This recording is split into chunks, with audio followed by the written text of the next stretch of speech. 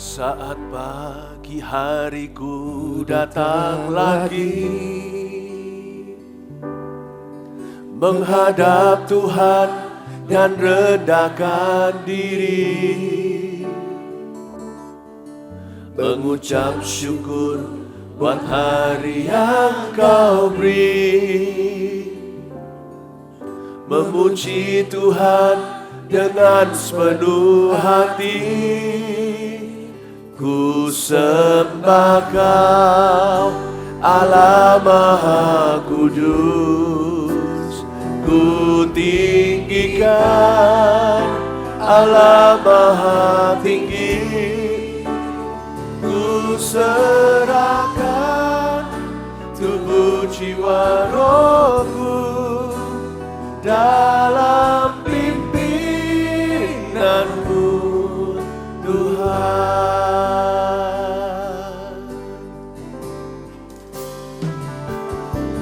Saat pagi hariku datang lagi menghadap Tuhan dan rendahkan diri, mengucap syukur buat hari yang Kau beri, memuji Tuhan dengan sepenuh hati. Ku sembah Kau, Allah Maha Kudus. Ku tinggikan Allah Maha Tinggi. Ku serahkan tubuh jiwa rohku dalam pimpinanmu, Tuhan. Ku sembah Kau, Allah Maha Kudus. Ku tinggikan Allah Maha Tinggi. Ku serahkan tubuh jiwa rohku dalam pimpinanmu, Tuhan. Dalam pimpinanmu, Tuhan. Dalam pimpinanmu, Tuhan. Selamat pagi Tuhan Yesus. Kami mengasihi-Mu karena Engkau telah mengasihi kami lebih dulu. Biarkan kami duduk di bawah kaki-Mu seperti Maria mendengarkan suara-Mu, menerima janji dan perintah-Mu. Beri kami hati dan roh yang taat, yang dengar-dengaran dengan Engkau. Beri kami sifat yang rendah hati untuk selalu berada di bawah kaki-Mu Yesus. Terima kasih Tuhan, evaluasi hidup kami. Biarkan kami bertumbuh semakin menjadi seperti-Mu. Dalam nama Yesus. Amin. Beri tepuk tangan untuk Tuhan. Puji Tuhan. Silakan duduk kembali. Shalom, selamat pagi. Shalom, senang berjumpa dengan Anda juga. Sekaligus hari ini dunia merayakan kasih. Tapi kita setiap minggu diingatkan akan kasih yang sejati. Kita lebih beruntung dari dunia yang Valentine's Day. Every day we celebrate Jesus Day. Amin. Tapi alangkah baiknya hari ini juga, karena banyak orang juga di luar sana merayakannya, kita juga gak mau kalah. Coba lihat kanan kirinya, katakan, Yesus mengasihimu. Puji Tuhan ya. Saya mau menyampaikan firman Tuhan, tapi sebelumnya saya mau ingatkan, 5 Maret akan ada Bible Study dengan anak-anak kecil.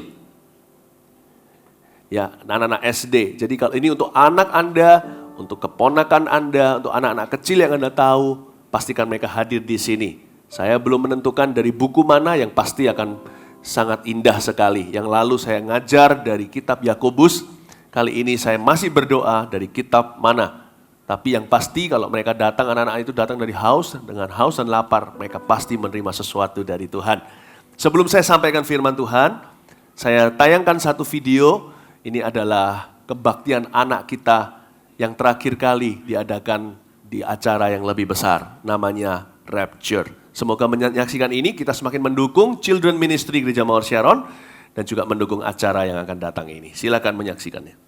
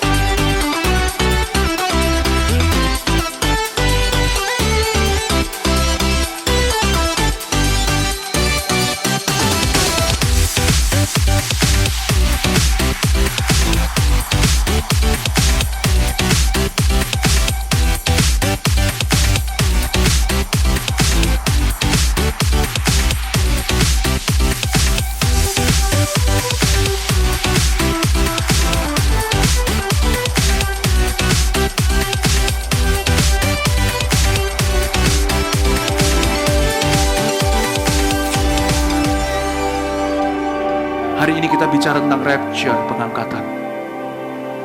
Kita bicara tentang apa yang membuat kita nggak siap, itu harus disingkirkan. Firman Tuhan berkata, barang siapa mengakui dosanya dan meninggalkannya, akan disayang oleh Tuhan. Kamu mau mengakui dosa apa di depan Tuhan? Nggak usah malu. Dosa apa yang kamu mau tinggalkan? Untuk berkata kotor, dan untuk membenci teman-temanku. Membenci teman-teman. Mulai hari ini kamu mau tinggalkan kebiasaan berkata-kata kotor dan juga mau melepaskan kebencianmu. Ya, Tuhan mengasihi dan sayang sama kamu. Ya. Kamu umur berapa? Umur 8.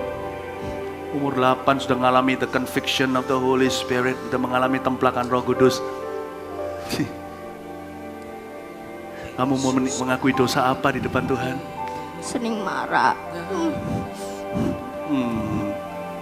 Mulai hari ini Tuhan memberimu panjang sabar seperti Tuhan Yesus ya. Ya. Thank you Lord. Yes you. Gak mau mikir bunuh diri lagi. Kamu umur berapa? Umur 11. Umur 11 sudah mikir bunuh diri. Saya beritahu ya, orang bilang ngapain kakak Irana? Saya bersyukur sejak masa dini anak-anak ini diajarkan firman Tuhan dan jalan Tuhan, sehingga waktu mereka dewasa tak akan meninggalkan jalan itu. Terima dalam nama Tuhan Yesus Kristus. You came from heaven to earth to show the way, from the earth to the cross, my debt to pay, from the cross to the grave, from the grave to the sky. Lord, I lift your name on. You came from heaven to earth to show the way, from the earth to the cross, my debt to pay, from the cross to the grave, from the grave to the sky. Lord, I lift your name on high. Lord, I lift your name on high. Give it all, God. Give it everything. Lord, I want to lift your name on high. Lord, I lift your name on high. Haleluya. Mari kita buka Alkitab kita. Di 1 Raja-Raja pasal 17 dibuka di sana, sambil saya sapa yang live streaming, ada yang jauh-jauh lagi di Surabaya Barat, yang deket-deket dulu, Selatan, Klampis juga di sini. Halo. Mas Sohi dan Ambon juga ada bersama dengan kita. Jam berapa ya di sana? 1 jam lebih telat kalau nggak salah ya. Kalau Indonesia sebelah. 2 jam. 2 jam lebih telat. Wow, sana sudah siang. Di sini masih pagi ya. Kasih shalom sama mereka. Tepuk tangan untuk mereka. Praise the Lord. Visi Gereja Mount Sharon adalah menjadi gereja sel yang apostolik dan profetik. Hal ini jarang didengungkan, karena sudah menjadi visi dan bagi jemaat baru harus diberitahu lagi. Yang lama pun harus diingatkan kembali. Jadi di dalam visi itu bagian apostoliknya sedang kita kerjakan. Dan Tuhan sudah mulai gencarkan. Kita mulai tanam gereja di mana-mana. Kita mulai, bahkan Tuhan bangkitkan rasul-rasul dari antara kita untuk pergi ke mancanegara. Bukan hanya sekedar berkhotbah, tapi juga lintas budaya. Saya bersyukur melihat tanda-tanda itu. Tapi satu bagian lagi dari visi itu namanya prophetic, itu yang perlu lebih banyak di otak-atik. Jemaat kita ini jemaat yang sehat. Ya tentunya gereja ya mana aja pasti masih ada yang sakit. Tapi jemaat kita ini balance. Kita dibilang karismatik sekali, kita nggak sampai yang seperti lepas kandang. Kita dibilang konservatif, reform, kita percaya Holy Spirit, the Holy Spirit. Gereja kita ini balance. Tapi saya merasa waktu kita memasuki tahun encountering Christ in everything, mengalami Kristus dalam segala sesuatu, Roh Kudus taruh di dalam hati saya beban untuk membantu jemaat ini semakin peka dengan Roh Kudus. Kalau kita mau mengalami Tuhan, ya kita harus peka dulu dengan Dia.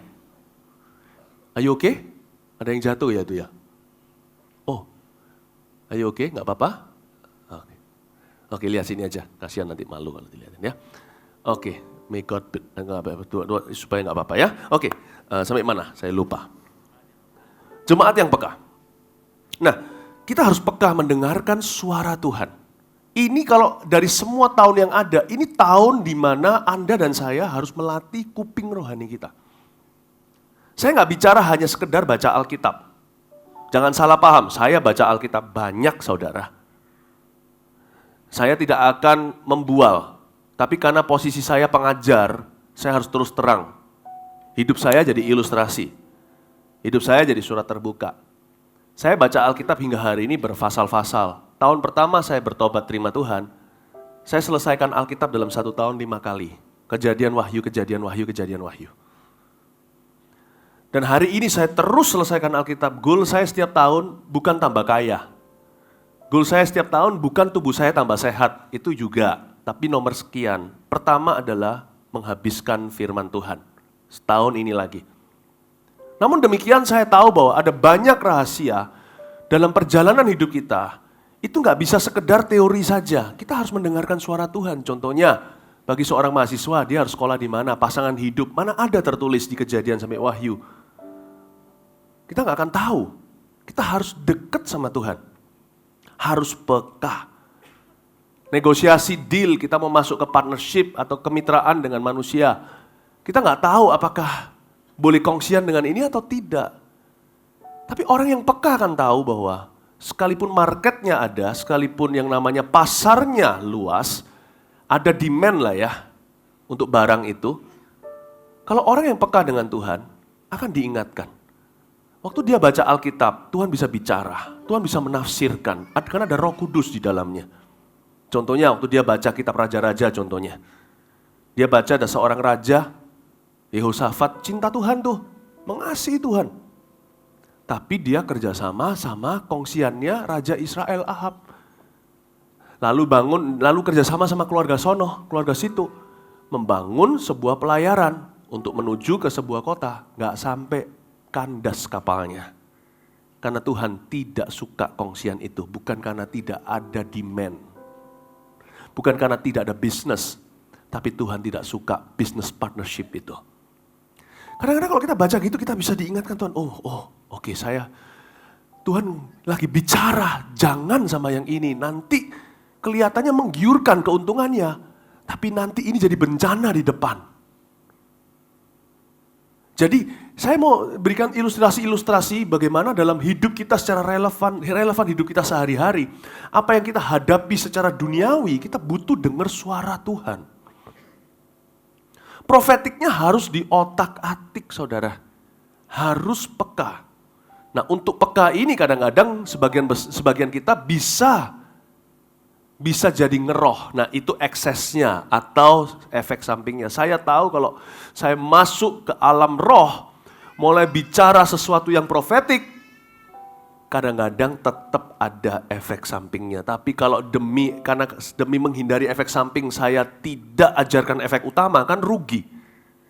Tuhan taruh dalam hati saya, tahun ini orang yang dengar suaraku itulah yang berhasil. Orang yang aku tuntun itulah yang tidak akan masuk dalam masalah yang tidak perlu. Beritahu sama jemaatku, domba-domba itu pasti dengar suara gembalanya. Pasti, bukan hanya gembala.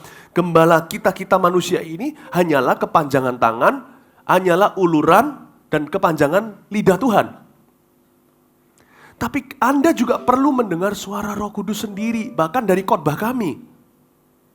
Anda harus terbuka, datang ke gereja harus dengan ekspektasi, aku mau dengar, terima suatu rema. Nggak logos saja atau sekedar sebuah pengajaran.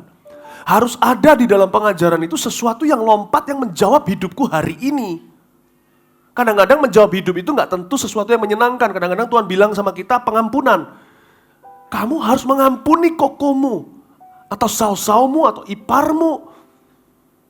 Kadang-kadang rema itu nggak selalu yang manis-manis belaka, sukses-sukses. Nggak selalu begitu, kadang-kadang menyakitkan. But still rema, tetap rema. Karena itu Roh Kudus ingin sekali menjalin hubungan dengan Anda. Tahun 2016 ini mulai. Kalau datang ke gereja, datanglah tepat waktu. Persiapkan hati dulu. Jangan datang hanya sekedar untuk khotbahnya. Lewati puji-pujiannya. Praise and worship-nya. Jangan. Hati itu perlu merekah, perlu mekar dulu dalam hadirat Tuhan. Baru menerima sesuatu. Dan setelah firman terus jangan cabut. Sebelum doa berkat. Soalnya takut macet nanti di luar sana. Udahlah macet telat setengah jam lebih baik. Gak apa-apa lah, emang mau kemana? Mau kerja pun ada perhitungannya waktu ya kan. Kalau Anda datang banget yang pagi, nututi istilahnya begitu. Don't rush when you receive from God. Do not rush. Jangan tergesa-gesa. Bayangkan kalau saya bisa duduk saudara dengan Billy Graham. Setengah jam, saya pasti akan belajar sesuatu. Kalau saya bisa duduk dengan John Sung, tapi beliau sudah mati, sudah meninggal dunia. Saya mau tanya banyak hal tentang misi di China, di Asia, dia obor Asia bukan? Kalau Anda di dalam dunia kerja, Anda bisa duduk sebentar sama Warren Buffett. Jangankan Warren Buffett lah. Sama Donald Trump aja Anda pasti belajar sesuatu, meskipun kadang-kadang mencekno ya kan. Pasti deh, Anda sedang duduk setengah jam, 1 jam, 2 jam dengan raja di atas segala raja. Impossible hidupmu tidak mengalami rombakan total. Impossible. Kecuali Anda tidak memperhatikan. So it's very important to pay attention. Penting sekali untuk kita memperhatikan lawan kata kita. Memperhatikan apa namanya? Lawan bicara, lawan kata. Penting sekali. Pernahkah suami istri ketika kita sudah terlalu biasa, ini Valentine untuk mengingatkan lagi, Anda bisa berada di sana tapi nggak di sana? Istrinya nanti giniin, dia ngerawang, dia melamun. Pernahkah Anda makan tapi pikirannya jauh, diem-dieman? Saya sering lihat suami istri di restoran, diem-dieman sepanjang makan. Kok bisa ya? Itu harus buka seminar itu ajarkan gimana caranya. Kok nggak canggung? Itu ya, saya yakin yang satu pikirannya ke situ, yang satu ke arisan, yang teman-temannya, yang satu ke bisnis, dan ke teman-teman golfnya. You must pay attention. Harus perhatikan. Dengan siapa Anda sedang bicara. Baru Anda bisa mendapatkan sebanyak-banyaknya. Amin. Sekalipun kita datang sebagai satu jemaat seperti ini, Bapak Ibu. Tapi setiap kita punya akses langsung dengan Tuhan. Lalu kenapa kita masih datang ke gereja? Kita persatukan hati untuk menerima sesuatu yang lebih besar, sesuatu yang korporat. Itu jauh lebih mudah, corporate rate contohnya. Kalau Anda punya company, punya corporate rate di sebuah hotel, harganya lebih murah. Ada bonus-bonusnya. Waktu kita datang bersama sebagai keluarga, dimensinya jadi lebih kaya. Itulah sebabnya dibutuhkan seorang untuk berdiri supaya tertib. Membicarakan firman. Ada yang memuji, menyembah Tuhan. Supaya semua kita pikirannya ke Tuhan. Dan setiap orang menerima sesuatu. Amin Bapak Ibu Saudara. Saya dorong Anda untuk menjadi jemaat yang lebih profetik. Dan itu dimulai sejak Anda keluar dari pintu rumah Anda. Bukan waktu Anda datang ke sini. Check in lalu check out. Check clock. Dimulai dari sebelum datang ke sini. Dan khususnya pagi hari seperti ini advantage-nya banyak, kelebihannya. Karena kita masih fresh, udara pun masih fresh, belum terlalu panas. Dan kita kalau datang pagi begini juga belum pikirannya macam-macam, baru bangun tidur, ku terus mandi. Kita masih belum sampai diburu dengan waktu. Pagi-pagi seperti ini, pakai waktu untuk dengarkan suara Tuhan. Saya mau otak-atik bagian profetik ini. Karena tahun ini Bapak Ibu Saudara, you have to hear God's voice. For you. Untuk dirimu sendiri. Saya hanya memecah-mecah roti. Anda harus kunyah sendiri. Karena saya bukan Roh Kudus. Anda punya Roh Kudus. Ada ayatnya bukan di Yohanes, dikatakan 1 Yohanes, kita tidak perlu orang lain untuk mengajar kita. Kita punya Roh Kudus, kita tahu kebenaran. Bukan berarti nggak perlu pengajar, karena pengajar adalah salah satu jawatan. Nggak perlu gembala. Gembala adalah jawatan dalam the kingdom of God, dalam kerajaan Allah. Bukan begitu maksudnya. Untuk memecah roti tetap perlu jawatan ini. Itulah sebabnya orang-orang yang berkata, kita nggak perlu ke gereja, kita di rumah saja. Pasti aneh. Orang yang kayak gitu, rohaninya pasti aneh. Rohaninya pasti aneh. Memang betul gereja kadang-kadang disalahmanfaatkan. Tapi gereja juga ide Tuhan. Di sini pecah roti, tapi jemaat tidak butuh pengajar dalam hal mengunyahnya. Dalam hal mengunyahnya. Jemaat tidak perlu seseorang. Dia harus bisa mengerti Tuhan sedang bicara kepadanya di area itu. Nah, itu Roh Kudus di dalammu. Amin Bapak Ibu Saudara. Ya, mari saya dorong Anda untuk selama tahun ini, mulai tahun ini, setiap minggu Anda ke sini jangan sia-sia. You don't come here for religion. We are not here to build buildings, but build your life. Kita tidak di sini untuk membangun bangunan secara fisik, tapi membangun hidupmu, bangunan Allah. Jikalau bangunan ini kita bangun, supaya untuk membangun hidupmu lebih efisien dan lebih efektif, saudara. Gimana membangun hidup Anda kalau kebaktian 2 nanti? Orang-orang datang tepat waktu pada pulang semua. Kita harus bangun gedungnya. Bukan sebagai prioritas nomor 1. Tapi sebagai sarana untuk membangun dirimu. Detik membangun dirimu menjadi tidak lagi target. Bangunan ini hilang maknanya. Ini tidak bisa disebut sebagai bait Allah. Ini hanya gedung saja di Cempaka. Jual saja. Bagi-bagikan aja semua ke yatim piatu. Ke fakir miskin. Tapi kalau ini bisa kita bangun untuk membangun Anda. Kalau ini dijual hanya bisa ngasih makan fakir miskin sekian lama. Tapi kalau Anda terus dibangun sampai Tuhan datang, fakir miskin, janda-janda, yatim piatu akan terus dapat makan. Karena hidup Anda akan diberkati untuk menjadi berkat. Beri tepuk tangan untuk Tuhan. I want you to understand the importance of being church well. Being church, like don't play church. Do church well. Bukan hanya dari pendeta, tapi dari jemaat. Kita harus kompak nih. Kita ini teamwork. Ayo, saya dorong Anda untuk dengar suara Tuhan. Siapkan kerohanian Anda tahun ini. Bangun mesbahnya. Amin. Alright, kita masuk ke ini sekarang. 1 Raja-Raja 17. Kayaknya saya hanya bisa 1-2 ayat aja. Saya lanjutkan. Saya mau banyak ngajarkan soal Elia nih hari-hari ini, karena ini renungan saya. Jadi kalau Anda nggak kemana-mana hari ini, datang aja kebaktian 2 nanti. Tapi kebaktian 2, kebaktian 3, seterusnya. Kalau Anda mau sebanyak mungkin datang, ada juga di sini beberapa orang yang nanti 4 kali ibadah saya tahu. Ya, saya mau banyak bicara soal Elia. Elia ini profetik sekali. Dia adalah nabi Tuhan yang luar biasa. Kita lihat ayat pertama. Lalu berkatalah Elia judulnya dulu ya. Elia di tepi sungai Kerit. Oke? Elia di tepi sungai Kerit ya. Lalu berkatalah Elia orang Tisbe dari Tisbe Gilead kepada Ahab. Demi Tuhan yang hidup, Allah Israel yang kulayani, sesungguhnya tidak akan ada embun atau hujan pada tahun-tahun ini, kecuali kalau kukatakan. Berhenti di sana. Supaya Anda mengerti, pasal 17 ayat 1, adalah permulaan biografi Elia. Kalau Anda mau cari cerita Elia, inilah permulaannya. Sebelum ini nggak ada ceritanya Elia. Dan Elia ini orangnya misterius sekali. Sebab sebelum ini tidak ada cerita latar belakangnya. Dia itu pendidikannya apa. Yang kita tahu dari Elia hanyalah dia orang Tisbe dari Tisbe Gilead. Bayangin kalau seorang pengkhotbah aja pasti diperkenalkan sebelum berkhotbah. Dia siapa kek, menggembalakan di mana, anaknya berapa. Nggak mungkin kan cuman begini. Pendeta Stefanus dari Surabaya, dari Jawa Timur. Udah gitu aja, orang nggak tahu apa-apa tentang dia. Elia juga gitu.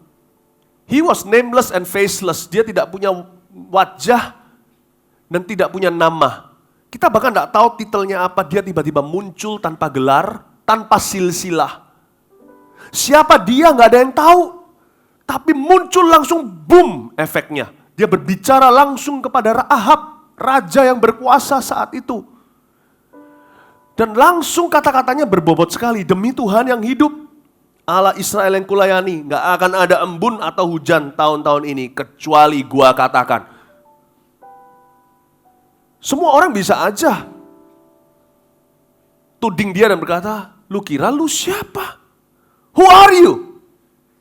Bapak Ibu Saudara, inilah kelebihan orang yang punya firman Allah. Dia nggak perlu promosi dirinya. Allah yang mempromosikan dia. Ini berlaku bukan hanya di mimbar. Ini berlaku juga dalam dunia pekerjaan.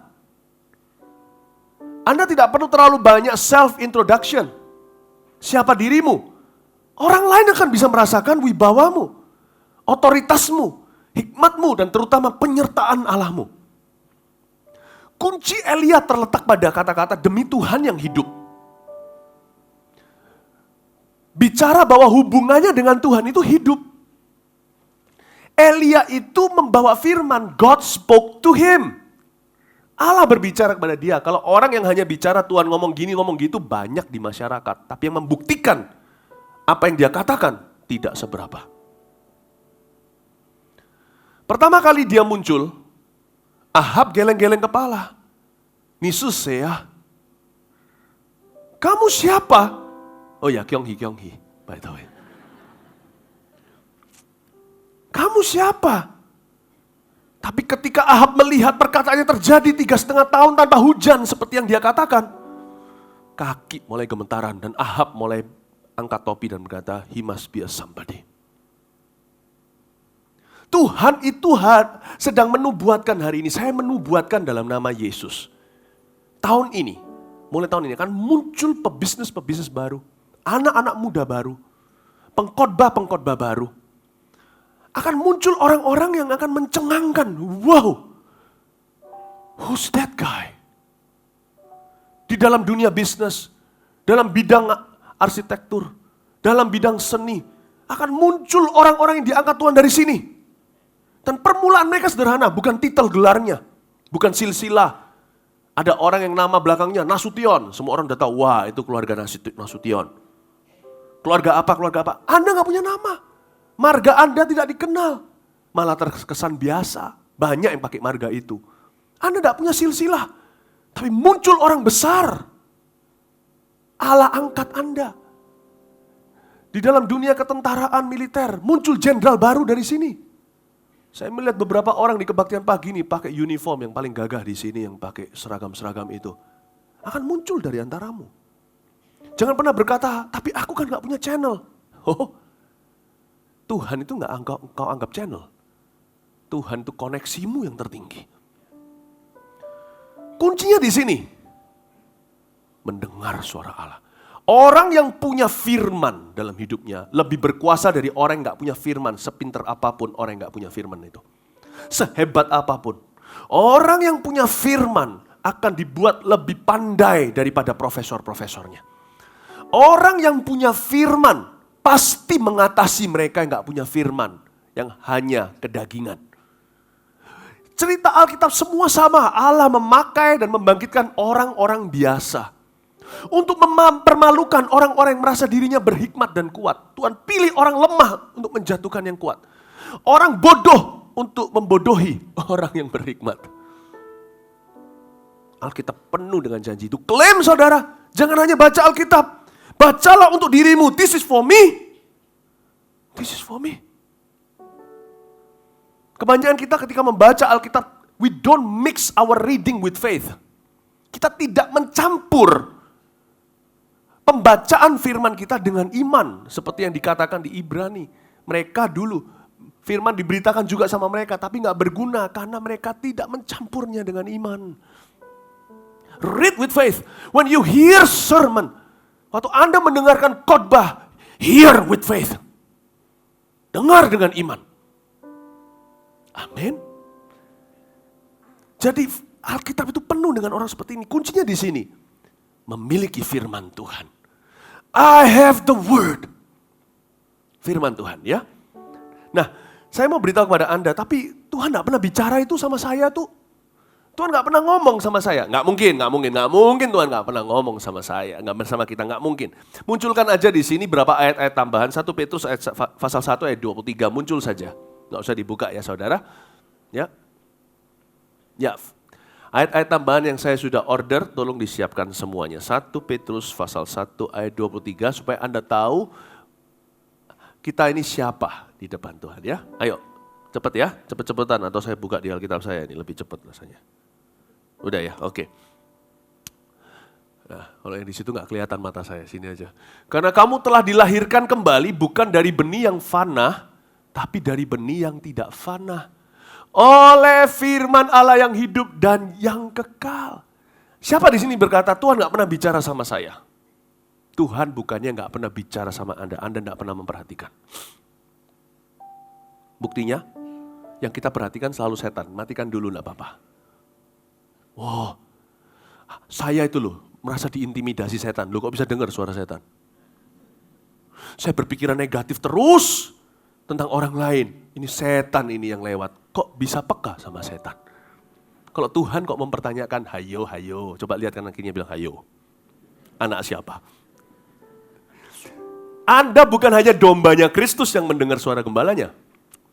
Anda bukan Asterix, Anda Obelix. Tahu cerita itu di komik, Asterix Obelix lawan orang Roma. Asterix itu kalau setiap kali mau perang, dia harus minum dulu firmannya. Waktu itu jamu dari si seorang tua itu di dalam komik itu. Tapi Obelix enggak. Obelix dari lahir kecemplung di dalam jamu itu. Dialah jamu itu. Anda bukan terima firman. Anda adalah firman. Dengan F huruf kecil tentunya. Anda dilahirkan dari firman. Benih firman. Firman itu margamu, lasnemu. Firman itulah nafasmu. You are born again by the word of God. You've been born again by the word of God. Dengan kata lain, you are the word. A word of God. Andalah firman itu. Jadi bayangkan kalau kita, jadi ternyata kuncinya bukan kita itu pernah dengar atau enggak. Bukan. Tapi kita memperhatikan lawan bicara kita atau tidak. Kita haus dan lapar atau tidak. Kita datang dengan ekspektasi atau tidak. Waktu kita saat teduh itu rutinitas supaya jangan masuk neraka. Atau kita percaya Tuhan kan bicara kepada kita. Tuhan bicara itu enggak tentu harus gini loh. Anakku. Ya kan nggak perlu begitu. Bisa pingsan itu kalau tengah malam ada yang ngomong begitu. Tuhan bicara kadang-kadang, you just know it. You just know it. Kadang-kadang kita juga nggak yakin 100% apakah ini Tuhan atau tidak. Kita memberi ruang untuk kesalahan. Tapi kalau kita mencari Tuhan, pasti menemukan wajahnya. Salah pun saudara itu salah. Hanya seperti anak kecil yang belajar berjalan, dia terjatuh lagi, nggak mungkin dimarahi Tuhan. Pasti justru kesalahanmu mengundang tuntunannya lebih lagi di dalam hidupmu. God will not let you falter. Tuhan tidak akan izinkan Anda jatuh kalau Anda tulus mencarinya. Amin Bapak Ibu Saudara. Jadi kuncinya terletak pada menerima. Gimana Anda menerimanya? Nah kalau kita memberikan pada Tuhan waktu yang sisa-sisa, ya mana bisa Tuhan bicara. Gini dah, mau belajar tentang Tuhan, belajar dari wanita. Ya, tanya sama seorang perempuan, apalagi itu istri Anda. Oke, ayo, cepat-cepat, aku punya 5 menit. Ngomong perasaanmu. Isi hatimu, coba sekali-kali lakukan itu. Ini namanya cinta ke susu. Yang di Masehi Ambon mana tahu apa artinya itu. Cinta yang diburu waktu. Oke, duduk, oke ya. Oke, sayangku, tanpa perasaan. Sayangku, matanya begini. Cepat, waktuku udah banyak, sebentar lagi meeting. Gimana harimu? Bagaimana perasaanmu? Istrinya yang benar pasti bilang begini. Nggak apa-apa, nanti aja kalau kamu ada waktu, aku mau share sesuatu. Tuhan juga tidak bisa kita buat tergesa-gesa. Oke Tuhan, kita baca Alkitab. Oke, bye. Nggak bisa, Tuhan nggak akan bicara apa-apa. Itulah sebabnya kita dapat logos, tak dapat rema. Anda tidak bisa peras Tuhan sesuai dengan waktu. Apalagi kau beri waktu sisa dan tergesa-gesa untuk dia mewahyukan firman-Nya kepadamu. Padahal lo ya, kalau pebisnis contohnya, mau dekat sama Tuhan, yang untung Anda. Karena firman Tuhan berkata di kitab Yohanes, dia akan menyatakan kepadamu hal-hal yang akan datang. Coba bayangkan, kalau kita bisa tahu hal-hal yang akan datang, kita akan selalu untung kalau secara bisnis. Gampang lah. Kalau ada seorang jini, bisa minta sesuatu dalam dongeng anak-anak. Orang minta ini, minta emas, minta kekayaan, minta ternama, nggak usah. Saya kalau dalam konteks itu, ini cuman dongeng saja. Saya minta satu hal, saya minta back to the future. Saya tidak minta harta, tidak minta apa. Jadi saya ke masa depan, saya bisa lihat, oh gitu. Jadi saya tahu, ketika gini aja lah. Ketika saya tahu nanti properti akan naik, gak keruan suatu hari, saya beli dulu. Sesuatu yang anjlok saya lepas sekarang waktu tinggi. Saya nggak perlu dikasih kekayaan. Asal saya tahu dapat bocoran masa depan, saya akan jadi orang yang paling berhasil di dunia ini. Why don't you get close to God? To His Word. Kita ini gak cukup menggali firman-Nya. Tahukah saudara? Kalau kita cukup menggali firman-Nya, tak ada satupun di antara kita di sini struggling. Bergumul. Padahal, Mazmur 119 berkata, siapa mendekat pada firman Tuhan akan mewahyukan keajaiban. Tuhan mencelikkan mata kita untuk melihat sesuatu. Andai kata aku tahu, aku tidak akan masuk into the mess, kekacauan yang sekarang aku alami. Lalu kenapa kita di dalam dunia usaha berkata, doa itu sia-sia. Buang-buang waktu aja, time is money. No.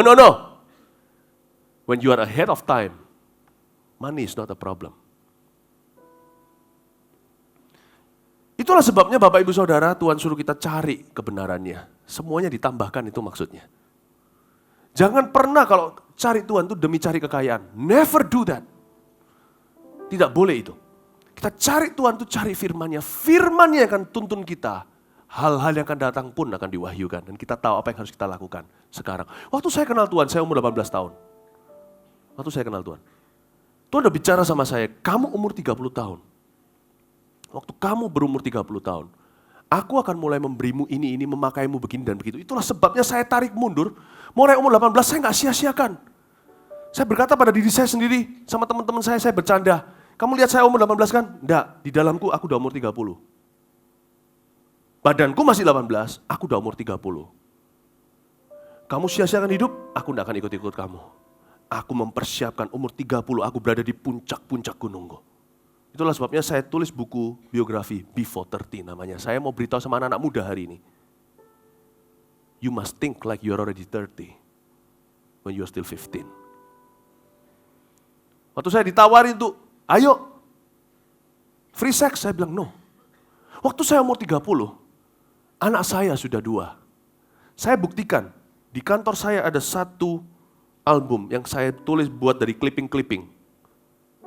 Saya kirim ke pacar saya waktu itu yang barusan kami pacaran. Saya kirimkan, saya beritahu sama dia, tahun segini, saya tulis di clipping itu, 1999. Dan saya sudah simpan itu sebelum saya punya pacar. I will be married by 1999. 99, saya akan menikah. Dari Anda mungkin tanya, ya mungkin karena Anda peka. Jangan berkata gitu, nggak adil buat saya. Nggak adil buat saya kalau orang ngomong begitu. Anak-anak muda berkata, ya Ko Philip, karena Ko Philip kan punya karunia. Nggak adil, kalau saya punya karunia ngapain saya puasa? Saya bertobat puasa 40 hari, 40 malam. Itulah cerita pertobatan saya. I fasted for 40 days. Dulu kalau saya waktu lagi puasa ngomong gini, munafik. Karena Alkitab berkata kalau orang puasa, raup wajah, sisiran supaya jangan ada yang ketahuan. Tapi ini kan udah lewat 20 sekian tahun. Saya cerita sama Anda gak apa-apa kan jadi inspirasi buat mereka yang belum. Dan bukan berarti puasa itu untuk sok-sokan. Gue puasa 40 hari, lu puasa berapa hari, gue lebih rohani. Enggak. Inti dari puasa itu karena saya butuh Tuhan. Karena saya tidak bisa tahu masa depan. Saya ini kotor, najis, tidak layak. Aku butuh untuk Tuhan tuntun dan bimbing, karena itu saya puasa. Bapak, Ibu, Saudara, ada anak muda yang hari ini berkata pada saya, itu karena kamu punya karunia, gak adil buat saya. I sought God and I found Him. Saya mencari Tuhan di masa muda saya dan saya menemukan Dia. Anda tidak usah puasa 40 hari. Tapi Anda bisa punya hati yang haus dan lapar yang sama. Carilah Tuhan. Orang muda yang mencari Tuhan akan menjadi orang muda yang tidak sama dengan orang muda dunia. Pengusaha yang mencari Tuhan akan menjadi pengusaha yang ahead of time. Berjalan di depan pengusaha yang lain. Dan dunia berkata kita hoki, no, itu nggak adil. Jangan kasih kredit kepada kehampaan. Kasih kredit, Tuhan yang tuntun saya, ini bukan keberuntungan. Tuhan tuntun saya sebelum dunia bisa melihatnya. Sebelum dunia tahu. Amin Bapak Ibu Saudara. Saya mau ajarkan kepada Anda, bahwa cara kita menerima firman itu sepenting firman itu sendiri. Kalau kita menerimanya dengan tergesa-gesa dan waktu sisa, kita tidak akan terima apa-apa. Tapi kalau dengan persiapan hati, dengan ekspektasi dan haus dan lapar kita menerimanya, kita pasti menerima sesuatu. Amin. Itu dia. Roma 10 ayat 8 dan 17 berkata seperti ini, munculkan di depan saja. Jadi saya mau ajarkan kepada Anda, kalau kita yang penting dalam hubungan kita dengan firman itu menerimanya. Anda bisa catat nomor 1 itu menerimanya. Cara kita menerima firman itu penting. Cara kita menerima. Roma 10 ayat 8 berkata, tapi apa katanya? Ini, firman itu dekat kepadamu, yakni di dalam mulutmu dan di dalam hatimu. Itulah firman iman yang kami beritakan. Ayat 17 berkata seperti ini. Jadi iman timbul dari pendengaran dan pendengaran oleh firman Kristus. Bapak, Ibu, Saudara, jangan biasakan hanya membaca Alkitab. Tetapi yang kedua, belajarlah untuk mengucapkan firman itu siang dan malam. Jangan hanya kita dengar khotbah. Saya suatu hari pernah dulu ya, karena saya belum mengerti rahasia ini. Ketika saya berkhotbah di sebuah jemaat, saya rasa berat. Berat gitu. Padahal saya sudah persiapan. Saya sudah puasa. Saya sudah berdoa. Kok berat ya? Manusia yang belum pengalaman seperti saya ini pasti langsung tertuduh hatinya. Apakah ada dosa di dalam hidupku? Tuhan tidak sertai aku. Lalu ketika saya masih galau sendiri, Tuhan pecahkan balon kegalauan saya. Pecah. Tuhan bilang, it's not your fault. Itulah sebabnya Paulus berkata, aku tidak mau menghakimi diriku sendiri. Biar Tuhanlah hakimku dan hakim kita semuanya. Semua pasti diterangi. Kita jadi jelas segala sesuatu. Bapak Ibu jangan mudah tertuduh. Tapi juga jangan bebal hati. Kita harus selalu evaluasi. Nah dalam konteks itu sebagai seorang pengkhotbah yang masih muda. Saya tertuduh. Kenapa kok saya nggak disertai? Pernah nggak waktu saya khotbah, itu rasanya itu saya udah tahu mau ngomong apa. Tapi yang keluar dangkal semua. Saya merasa kok gini ya. Terus Tuhan bilang sama saya seperti ini. Bukan salahmu. Kali ini bukan salah saya. Kamu mencoba memborong kuota firman Tuhan yang harusnya mereka cari sendiri dalam satu kali khotbah. Itu sebabnya kamu merasa berat. Kamu merasa berat karena cook yang mereka pasang. Jemaat itu jemaat yang tidak mencari firman. Mereka hanya mau dengar khotbah. Jadi kuota mereka baca berapa pasal sehari itu ditumpuk semua di pundakmu. Untuk sekali khotbah itu harus mendapatkan makanan penuh untuk mereka setiap minggu. Ya beratlah. Oh makanya. Jadi kadang-kadang kalau saya khotbah, kita pengkhotbah itu berkhotbah di kalangan jemaat yang mereka itu punya hubungan pribadi dengan firman. Luar biasa firman itu jadi dalam. Seolah-olah dari seorang pengkhotbah itu disedot yang terbaik dan lemak-lemak dan proteinnya keluar semua. Pernah loh saya merasakan kalau saya berkhotbah dengan di kalangan jemaat yang mereka punya hubungan pribadi dengan firman. Kecuali kalau penginjilan, Anda tidak bisa harapkan bahkan mereka membawa Alkitab. Penginjilan itu khotbah dangkal, terlalu dalam nggak bisa. Tapi kalau pengajaran, rema, pewahyuan, nubuatan, oh my goodness. Itulah sebabnya sebelum kitab Wahyu kemarin saya ajarkan, saya minta Anda baca berapa pasal dulu. Karena itu mempengaruhi bukan hanya Anda, mempengaruhi saya. Apakah yang terbaik yang keluar atau yang biasa? Tapi ya harus hati-hati, ini nggak selalu 100% benar. Nanti kalau ada pengkhotbah yang khotbahnya, dia hari itu merasa khotbahnya jelek sekali, dia salahkan Anda, karena Anda, salahnya Anda. Nggak boleh begitu juga. Kita harus saling evaluasi masing-masing sendiri. Tapi kadang-kadang it's true. Kadang-kadang kita yang mau berkhotbah keluar ini nggak bisa keluar. Kenapa? Karena jemaat tidak punya hubungan pribadi dengan firman. Nggak ada pewahyuan. Allah tidak akan memberimu firman baru sebelum firman lama engkau cari. Anda tak akan memberimu PR yang baru sebelum PR yang lama kau kerjakan dan selesaikan. Itu sebabnya nggak keluar. Bener kan saya tanya. Bapak ibu saudara di sini. Siapa yang baca Alkitab setiap hari angkat tangan? Cuma 2 dari 100 orang. Lah, berarti lewat khotbah saya, Anda mau saya bacakan firman kepada Anda, menyuapi Anda dengan sendok emas. Anda tidak mau usaha sendiri tiap hari. Mana bisa diberkati? Saya ubah message saya, untung masih di tengah. Saya bilang, oke saya ajarkan. Tadinya saya mau bicara tentang pewahyuan itu gak keluar semua. Saya ngerti nih, karena mereka tidak siap. Kenapa Tuhan gak berkati kita? Karena kita gak ready. Kenapa ada orang tidak berbuah? Karena dia tidak tinggal dalam firman. Yohanes 15. Dikasih buah, nanti pasti basi semua. Kenapa ada orang tertentu tidak bisa Tuhan angkat tinggi-tinggi? Karena Tuhan tahu kalau dia diangkat tinggi, dia akan hilang, dia akan sombong. Karena dia belum tahu firman tentang rendah hati. Dan dia belum menghidupi. Susah untuk masuk bicara kalkulus matematika sama anak SD kelas 2. Saya jadi pikir, oh gitu. Jadi saya overqualified untuk crowd ini. Apa yang saya mau bagikan itu terlalu lampau kualifikasi. Melebihi, harusnya saya masih bicara sama mereka A, B, C, D, E, F, G. Anda baca kitab Ibrani, aku mau bicara ini itu. Gak bisa itu penulis Ibrani berkata, kamu masih perlu makanan susu, bukan makanan keras. Keras itu bukan marah-marah. Keras itu bicara tentang kontennya. Akan memporak-porandakan setan dan neraka di sekelilingmu. Gak siap kamu, gitulah istilahnya. Wow, hari itu saya belajar sesuatu sebagai seorang pengkhotbah. Ternyata jemaat mempengaruhi khotbah yang diberikan. Jemaat mempengaruhi. Kadang-kadang susah kan, ayo coba pebisnis ya, pengusaha atau investor, developer, contohnya Anda mau datang ke satu tempat. Saya pernah kenal dengan satu orang waktu di Taiwan, dia mau kembangkan di satu area, bukan di negara itu, di negara ketiga. Seperti negara ketiga, Indonesia sebentar lagi pasti menjadi negara yang berkembang segalanya, bukan negara ketiga. Tapi ini negara yang terpuruk. Dia bilang, saya di sana itu resourcesnya luar biasa, gini gitu, itu bisa, orangnya bisa, tapi saya susah. Saya susah bicara sama orang-orang di situ, mentalitasnya di sini. Susah saya. Padahal andai kata mereka itu bisa ngerti, bisa melihat yang saya lihat, oh my goodness, mereka akan prosperous. I cannot. Dan saya tanya sama dia, akhirnya kamu taruh mana investasi, kamu invest di mana? Dia bilang, saya invest di negara yang lain, bukan di negara dan kota itu. Sayang kan? Karena Tuhan tuh mau bicara banyak. Nah ini loh nak, wah kita gak cari dia. Kita malas-malasan. Susah. Tuhan gak bisa taruh berkat terindah. Karena mentalitas kita masih mentalitas dunia. Bukan Roma 12 diperbaharui akal budinya. God has this much. We only receive and experience this little. Tuhan punya sebanyak ini, tapi kita hanya menerima dan mengalami sedikit sekali. We are missing God's best because of one simple sin called laziness.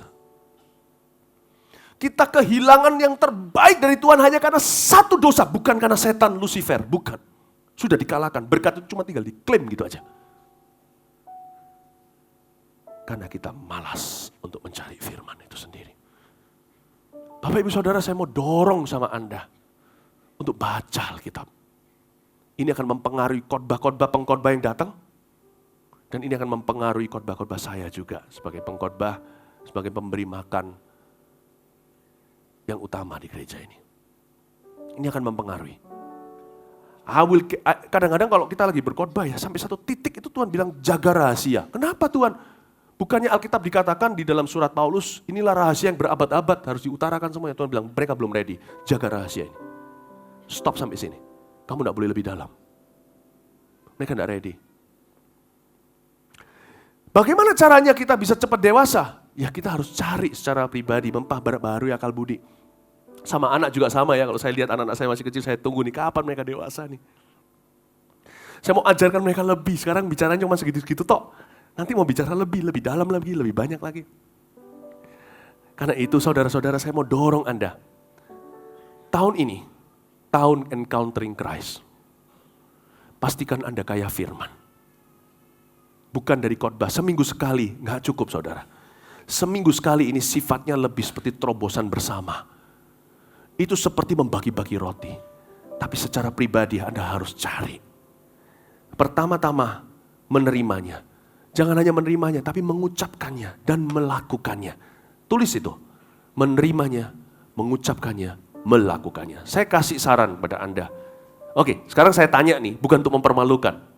Bapak Ibu tahu nggak, jemaat ini sangat kami cintai, sangat kami sayang. We love you very much. Kalau very kurang banyak, we love you very much. Yang beruang sekalian. We really love you. Curhat nih, ini bagian yang seperti ini yang pengkhotbah tamu tidak bisa. Mereka tidak punya hubungan batin sedalam itu sebagai gembala dan domba. Mereka sebagai pengajar, kami adalah Bapak. Jadi bagian-bagian seperti ini saya tambahkan, ini bukan nyelimur dari khotbah, bukan. Inilah surat Paulus yang ketika Paulus tulis sama Korintus, sama Efesus, dia bisa keluar ke bapaannya, bahkan ke ibuannya seolah-olah. Surat-suratnya kelihatan. Bagi orang lain aku bukan rasul, tapi bagi kamu aku adalah rasul. Dia bisa mencurahkan hatinya, karena ini jemaat kami. Kalau saya khotbah dengan gereja lain, saya bertandang ke gereja mana, berkunjung, tidak ada bagian ini. Tapi allow me to speak this to you. Yeah. We love you very, very much. Sebagai hamba Tuhan, kami manusia biasa, ada waktunya kami merasa nggak kuat. Oh, kita nggak boleh munafik.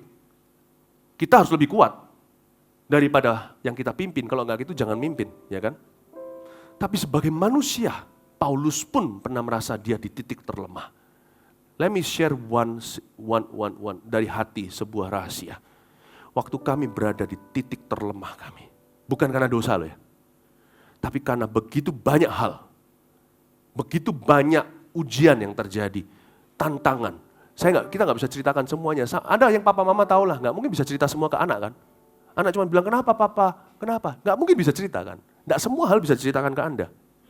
Nggak semua di tempat umum seperti ini. Waktu kami berada di titik terlemah, ketika pikiran dan setan mulai lewat, ini bukan dengar suara setan ya, tapi setan juga bisa lewat ya kan. Dan berkata, kamu quit saja, quit.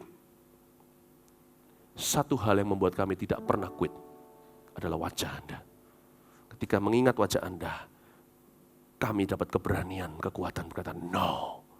Kalau kami quit, bagaimana dengan mereka? No. Dan kami bangkit. Saya mau beritahu, you are so loved. You're so very loved.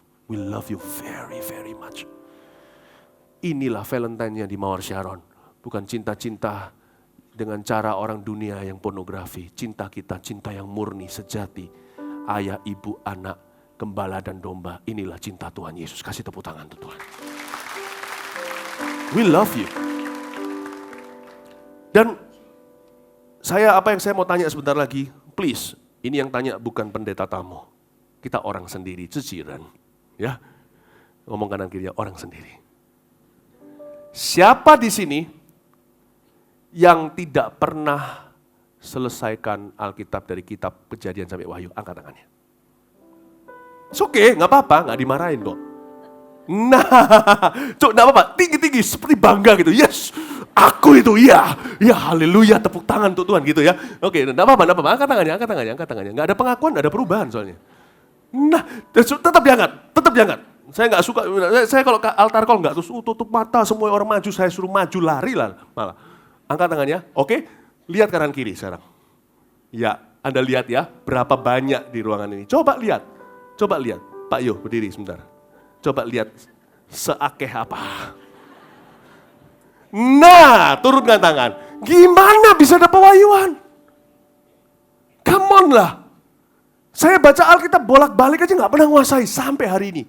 Buktinya nggak pernah nguasai, saya buka di ayat yang sama itu bicara hal yang baru lagi. Nggak pernah saya nguasai. Mustahil lah orang masuk sekolah teologi terus merentang-mentang dia sudah jadi kuasa firman. We are forever student. Nah nggak pernah selesaikan. Ayo diselesaikan tahun ini. Nggak gitu saya ngambek, nggak mau khotbah lagi. Lu seneng lah sebagai pengkhotbah, khotbah disukai ya kan. Saya nggak suka begitu. Khotbah harus membuat maju. Khotbah tidak bisa membuat keledai maju, maaf. Keledai hanya bisa dengan kekang dan tali les. Hanya dengan masalah hidup. Tahukah Anda dengan tangan yang terangkat, sebagian besar masalah hidup Anda tidak diizinkan Tuhan. Anda masuk dalamnya karena kurang firman. Khotbah saya tidak bisa cure itu. Cannot. Khotbah saya harus membangkitkan Anda yang tertidur. Tugas saya selesai. Saya tidak bisa jadi Roh Kudusnya dan jadi firman sehari-harinya. I cannot do that. Kenapa Anda belum masuk ke tanah Kanaan? Karena Anda tidak punya hubungan pribadi dengan firman Tuhan. Saya dorong Anda. Siapa di sini yang, ini tidak apa-apa, ini juga boleh, ini angkat tangan ya. Siapa di sini yang setiap tahunnya menyelesaikan Alkitab satu kali, minimal, kurang lebih 1 tahun lah, lebih atau kurang. Angkat tangan. Yang komitmen tiap tahun. Praise the Lord, puji Tuhan. Oke, saya berikan saran. Dengan ini saya selesai. Mulai hari ini, bacalah Alkitab. Saran saya, mulai sekarang ini bulan apa? Februari, nggak apa-apa wes. Nanti kita selesainya. Saya nggak akan cek Anda lalu tahun depan, mungkin saya akan lupa setelah ini. Tapi Anda yang harus bisa mengerti sendiri ya. Saya dorong Anda, kalau baca Alkitab jangan cuma dari renungan harian, ayatnya cuma 1 doang, lalu renungan. Saudara, saya nggak peduli kalau Anda makan Wagyu. Grade berapa saya nggak peduli. Kalau Anda makan cuma secuil, Anda pasti kelaparan, Anda pasti lemah. Meskipun tinggi kadar proteinnya. Oke? Saya punya seorang teman berkata sama saya seperti ini, kenapa ya?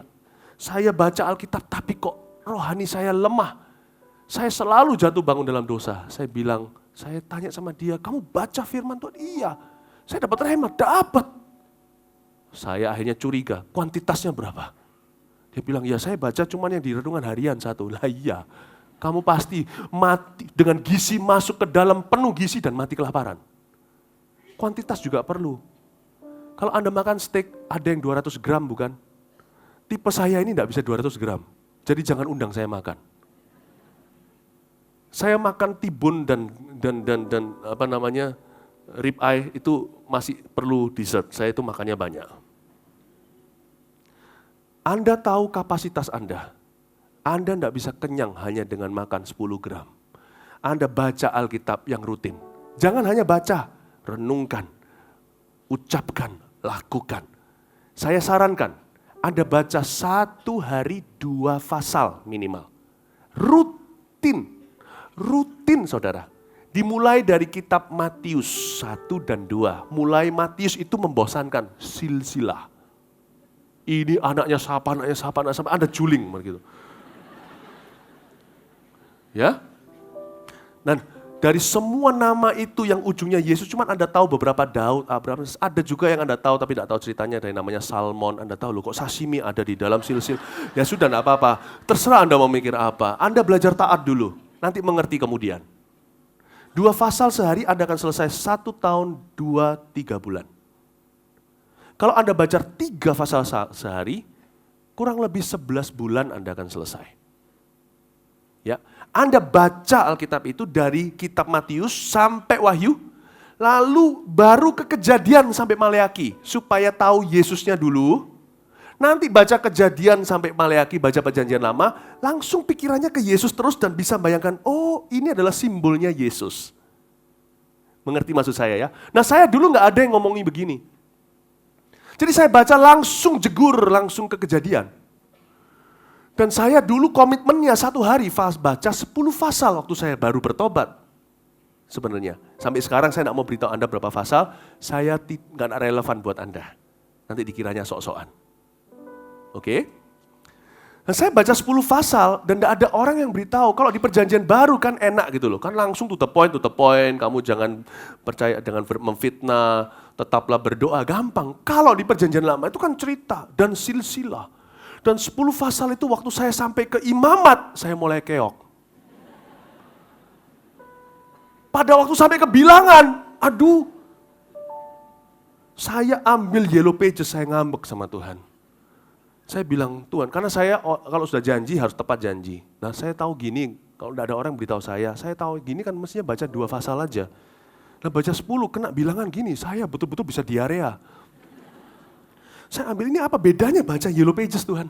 Ini jumlahnya nama-nama jumlahnya sekian ribu, ini sekian ribu. Saya bilang aduh Tuhan aku ini aduh semaput saya. 10 pasal duduk dan saya 10 pasal bukan dicicil 10 hari.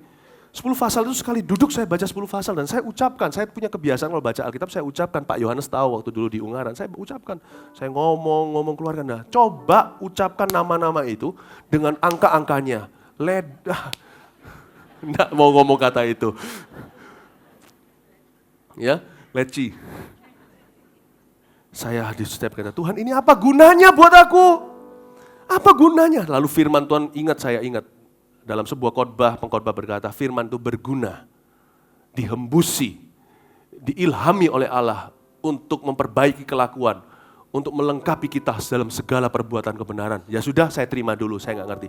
Tapi setelah berapa bulan, saya menemukan saya jadi orang jauh lebih sabar. Saya jauh lebih sabar. Dulu waktu saya baru bertobat, saya anak muda yang panasan sebelum, baru bertobat itu masih panasan. Saya masih ingat. Kalau saya merasa nggak salah, saya disalahin, saya nggak peduli siapa saya lawan. Saya nggak peduli, saya orangnya dulu matanya mata gelap. Saya masih ingat saya barusan bertobat tuh naik mobil. Ada orang di Kanada, ada orang di samping mobil saya itu mabuk. Malam-malam saya pulang dari kuliah. Itu mabuk semuanya 5 orang kira-kira besar-besar. Orang Kanada. Lalu keluar kata-kata yang sifatnya rasis ke saya. Buka jendela, kasih saya jari tengah. Saya nggak bisa kasih jari tengah kembali, jari tengah saya bengkok. Dia nanti ketawa.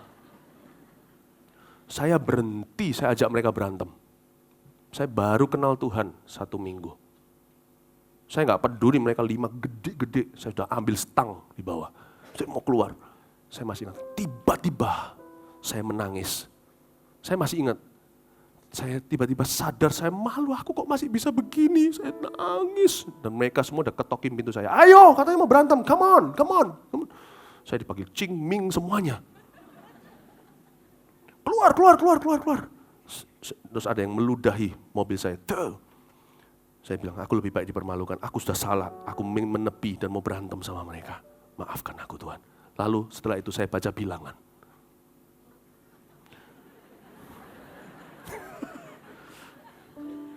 Sejak hari itu, lalu pernah sekali dapat satu ujian, saya digituin lagi. Nggak tahu kenapa saya diulangi ujiannya, kayaknya dulu hampir gagal. Dulu saya nggak dapat A, saya dapat C. Sekarang saya harus dapat A. Waktu dilewatkan gitu, saya nggak meresponi. Saya kaget pada diri sendiri. Saya nonton, lihat kaca spion saya. Ini Philip Mantova kah? Kok bisa aku jadi lebih sabar menahan ya Tuhan? Tuhan dengan tersenyum seolah-olah berbicara gini. Kalau orang dunia ngajarkan anaknya, kalau mau marah, hitung sampai 10. Kamu hitung sampai ribuan. Jam-jaman itu kamu duduk di bawah kakiku baca bilangan. Tidak mengajarkan sesuatu di otakmu, tapi mengajarkan padamu sebuah kesabaran. Kamu timbul penguasaan diri yang tidak pernah kamu miliki sebelumnya. Tak semuanya harus melalui kognitifmu. Aku akan melalui firman-Ku memberimu sesuatu dan aku telah memberimu kesabaran. Bapak, Ibu, Saudara, kalau ada suami Anda yang suka marah, suruh baca bilangan. Mari kita ngomongin berdiri. Haleluya, kasih tepuk tangan untuk Tuhan.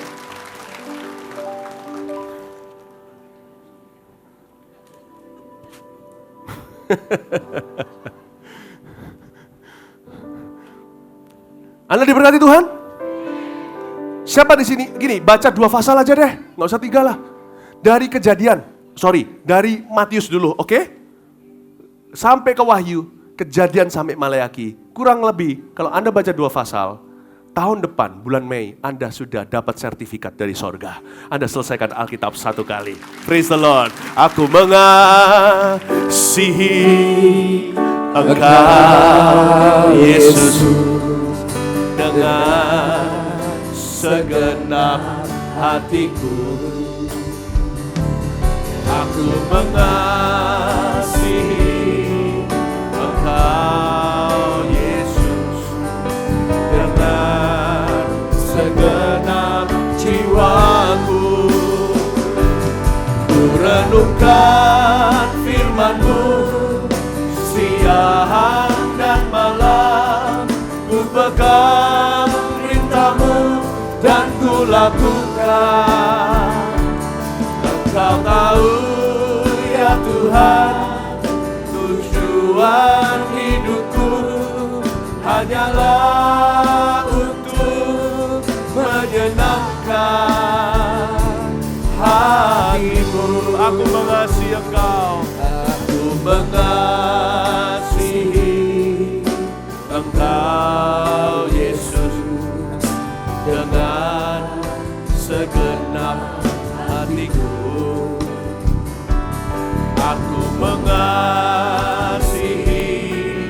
Engkau Yesus dengan segenap jiwa. Angkat tanganmu, katakan, ku renungkan firman-Mu siang dan malam, ku pegang perintah-Mu dan ku lakukan. Engkau tahu ya Tuhan, tujuan hidupku hanyalah untuk menyenangkan.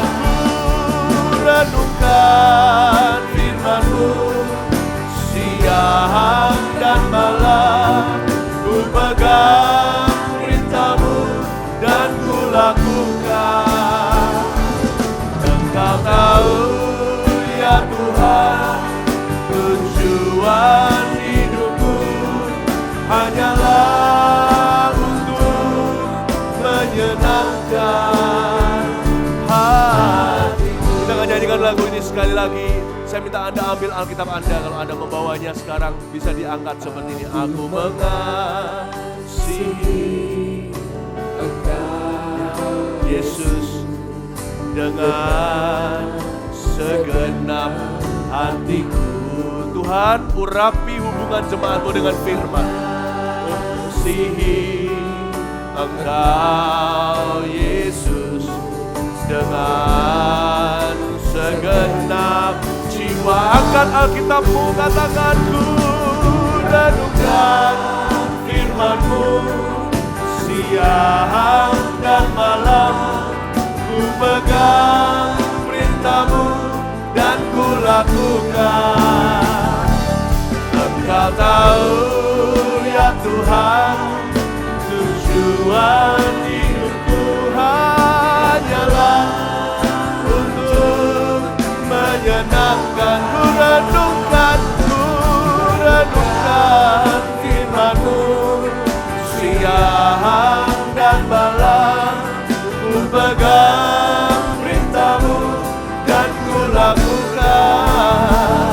Engkau tahu ya Tuhan, tujuan hidupku hanyalah untuk menyenangkan hatimu, menyenangkan hatimu, untuk menyenangkan hatimu, menyenangkan hatimu, hanyalah untuk menyenangkan hatimu. Haleluya. Tuhan mengurapi your adventure with His Word. Petualanganmu dengan firman Tuhan di tahun-tahun yang akan datang. Terima kasih Tuhan, buat jemaat bertumbuh di atas dasar fondasi yang teguh, yaitu janji-Mu.